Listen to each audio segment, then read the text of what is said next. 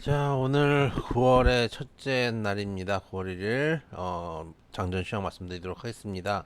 어제 미국 시장은 흐름을 보시면은 대충 이제 그림이 보이죠.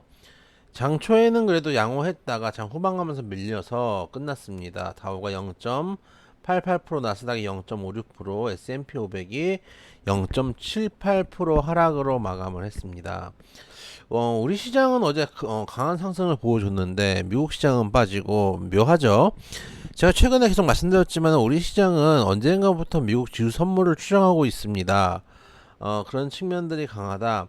예전에는 그런 얘기 많았죠. 미국이 먼저 가고 우리 시장이 그대로 똑같이 따라간다 라고 했을 때가 있었습니다. 코로나 이전 이 주로 이제 그 대상이었는데 지금은 우리 시장이 지수 선물 좀 추정하는 성격이 벌어졌어요. 코로나 이후에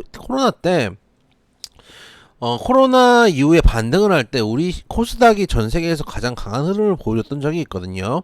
그러다 보니까 어느 정도 좀 선도적인 느낌도 좀 있습니다. 그런 측면들도 있고 우리 시장이 아무래도 좀 덩어리가 좀 작죠. 미국이나 중국보다 덩어리가 작은 측면도 있고 그리고 아시아 시장 중에서 가장 먼저 개장을 합니다. 그러다 보니까 우리가 무엇인가의 지표를 보면서 실시간으로 따라 움직여야 되는데 가장 보기 좋은 게 미국 지수 선물입니다. 통상 우리가 이제 급등했던 종목들도 그렇죠. 급등한 다음에 다시 한번 급락을 하잖아요. 급락을 하거나 조정을 주거나 혹은 급락했던 종목은 다시 되반등을 하는 경우도 있죠. 그러니까 미국 지수 선물이 미국 지수가 급락을 하면은 그래도 어제 빠졌으니까 조금 반등하지 않을까라는 기대 심리 때문에 지수 선물이 조금 올라가고 그러다 보니까 우리 시장이 미국 시장 별 문제 없구나라고 하면서 올라가는 경우도 좀 많이 발생하고 있습니다. 거기다가 이제 예전에는 반대로 미국 시장 올라갈 때 우리 시장 못 올라갔다라는 얘기들 많이 하잖아요. 미국 시장 올라가면은 근데 지수 선물 어떻게 하겠어요? 어제 많이 올라갔으니까 오늘 좀 조정 주지 않을까? 조금 내려가니까 그거 보면서 우리 시장은 오히려 제대로 달리지 못하는 상황이 벌어졌는데 그러다 보니까 요즘 디커플링이 좀 심화되고 있는 모습입니다. 그래서 그런 측면 좀 나쁘지 않다고 생각을 해요. 왜냐면은 미국 지수가 만약에 떨어졌을 때 지수 선물도 떨어지고 우리나라가 급락을 하게 되면은 나중에 올라갈 때도 못 쫓아 올라갈 거 아닙니까? 그러면은 지수 간에 이격이 많이 벌어질 텐데 떨어질 때는 올라가고 만약에 이제 반대로 지난번처럼 미국 지수가 올라갈 때 우리 시장이 떨어질 수도 있겠죠. 반대로. 근데 미국 지수가 올라갔기 때문에 지수 자체는 미국 시장 자체가 큰 문제가 발생하는 건 아니구나라고 생각을 하면서 만약에 떨어진다고 해도 낙폭이 제한적일 가능성이 높겠죠. 그런 부분들을 생각한다면 지금 달려야 될 때 우리가 좀 달려주는 건 나쁘지 않다고 생각을 하고 있습니다. 거기다가 최근 금리 인상 속도가 주는 시그널도 있다고 생각이 듭니다. 부정적으로 보면은 금리차 역전으로 인해서 외인을 중심으로 한 자금 유출이 우려된다. 이 전통적으로 그렇긴 했습니다. 제가 지난번에도 몇 번 설명을 해드렸지만 우리 회원님들께도 여러 번 설명을 해드렸는데 단순하게 생각을 해보면은 한국 원화하고 미국 달러하고 어느 게 돈이 가치가 높겠습니까? 안전자산인 달러의 가치가 당연히 높습니다.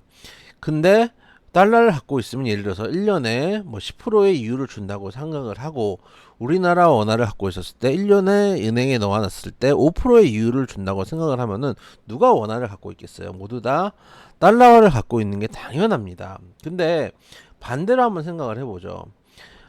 우리 일단은 첫째는 우리 환율이 이미 지수 선물이 그 금리가 역전된다는 것을 반영을 하고 있는 측면도 있습니다. 환율이 최근에 많이 올라갔죠. 그런 측면이 있다는 것도 하나가 될 것이고 둘째는 인플레이션이 어쨌든 간 미국 시장이든 우리 시장이든 전 세계 글로벌 시장을 누르고 있는 것도 맞습니다.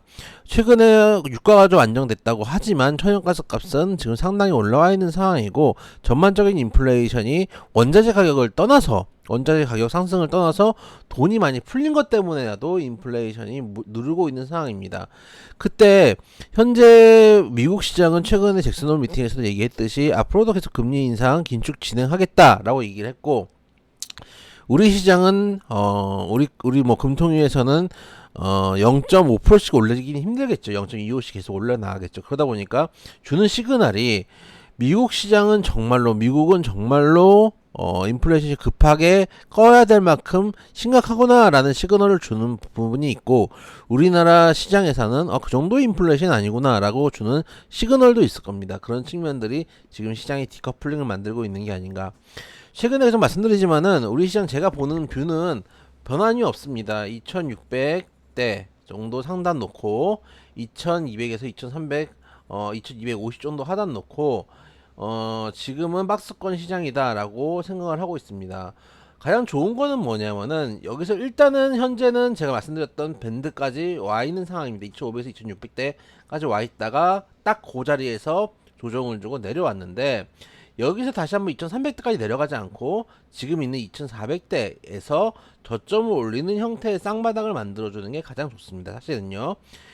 이런 식으로 아예 박스권, 완전 완연한 박스권에 들어가기보다는 저점을 올리면서 천천히 다시 한번 느린 우상향을 해주는 게 가장 좋은 시그널이, 신호기 때문에, 흐름이기 때문에 그런 흐름들을 좀 기대해보면서 지금은 어쨌든 하단이 잡혀있다는 게 중요합니다.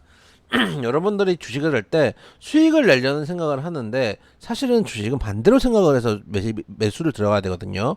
어느 시점에 손절을 할 것인가를 가장 먼저 생각을 하고 목표가를 잡는 게 맞습니다. 하단이 어딘가가 중요한데, 여기서 만약에 빠진다고 해도 2300까지 멀지 않거든요. 손절가의 폭이 깊지가 않기 때문에 그런 측면을 생각한다면 시장에 대해서 너무 일희일비 하시거나 걱정하시기보다는, 또 요즘 너무 뉴스가 많아요.